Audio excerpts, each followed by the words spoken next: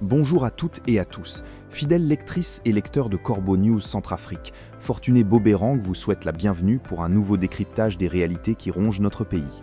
Je suis, comme à l'accoutumée, en excellente compagnie, celle de mon collègue Eric Nzapa. Bonjour Eric. Bonjour Fortuné Boberang, bonjour à notre auditoire. Alors Eric Nzapa, dites-nous, quelle est la nouvelle qui nous interpelle ce matin et qui, hélas, ne va pas nous surprendre ? Eh bien, Fortuné Boberang, nous allons parler d'or, d'argent, de milliards qui s'évaporent et d'une comparaison assez édifiante entre le Cameroun qui tente de faire la lumière sur un pillage massif de ses ressources et notre Centrafrique qui préfère, comme toujours, l'obscurantisme le plus total. Le titre de notre article du jour interroge d'ailleurs « Vivons-nous dans un pays doté d'un patrimoine de la République ou d'un patrimoine privé géré par des bras cassés ?» C'est une excellente question, Eric Nzapa, et qui résume bien la situation. L'article nous explique qu'au regard des dévoilements camerounais sur les tonnes d'or qui se sont évanouies dans la nature, direction Dubaï, notre Centrafrique, elle, s'entête à ne pas faire ses comptes. Il est évident que nos richesses nationales sont devenues le précaré d'une clique sans aucune compétence. Vous en conviendrez. Absolument, Fortuné Boberang. Et les chiffres que nous sortent les officiels de la Société des mines du Cameroun sont à donner le vertige.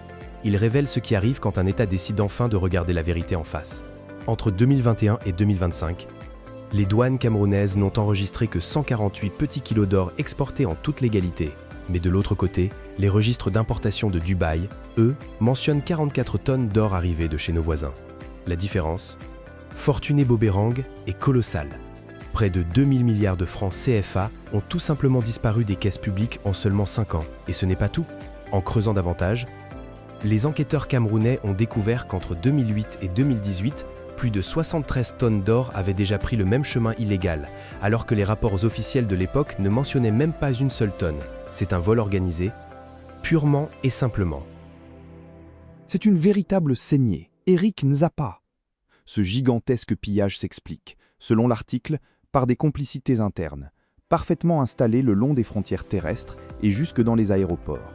Pour endiguer cette hémorragie, le ministre camerounais des Mines a ordonné la fermeture immédiate de 200 sociétés illégales qui prospéraient sans vergogne dans les régions minières de l'Est et de l'Adamawa.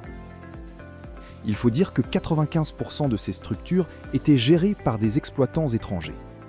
De plus, des commerçants locaux utilisaient de vieilles autorisations, complètement périmées, pour blanchir ce trafic. Le Cameroun applique désormais sa loi de 2023, qui interdit toute sortie d'or sans l'approbation de la société publique, et la justice s'apprête à traquer les coupables. Au moins, à Yaoundé, l'État fait l'effort d'informer son peuple et de chiffrer les pertes.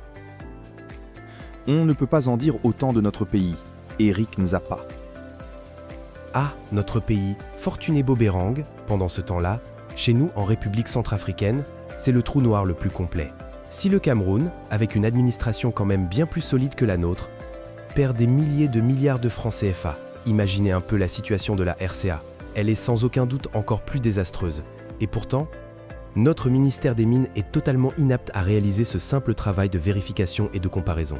La triste vérité, c'est que nos dirigeants, et par dirigeants j'entends l'empereur Faustin Archange Touadéra et sa cour, se moquent éperdument de ce que le pays perd. Ils ne publient aucun chiffre, ne mènent aucune investigation sur la destination de notre or et de nos diamants, et refuse catégoriquement de rendre des comptes aux citoyens.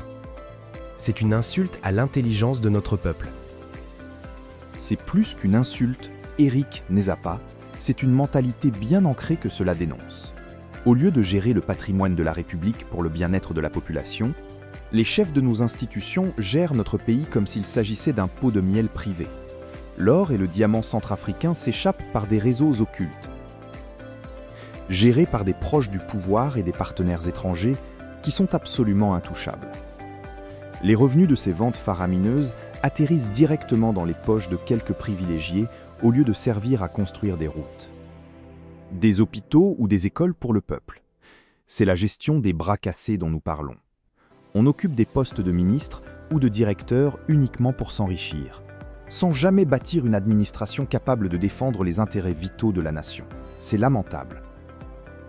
C'est même grotesque, Fortuné Booberang. La RCA a pourtant, sur le papier, créé de nombreux bureaux de contrôle au fil des années, comme le Bec d'Or et d'autres comités de surveillance. Mais tout le monde sait que ces structures ne sont aujourd'hui que des coquilles vides.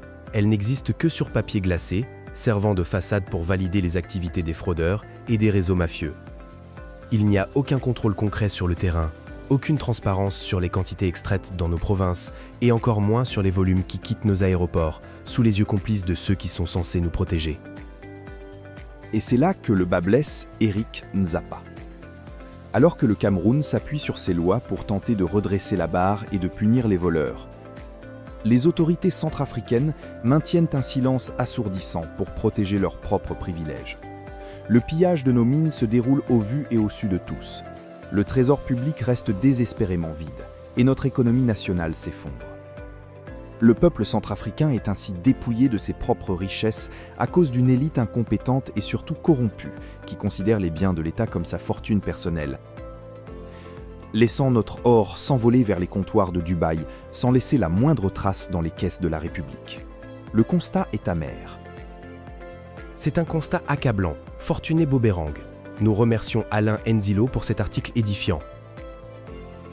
Et nous rappelons, chers auditeurs, que pour contacter Corbeau News Centrafrique, le numéro de téléphone et WhatsApp est le +236 70 16 44 65. C'est cela. Merci de nous avoir suivis et à très bientôt sur Corbeau News Centrafrique.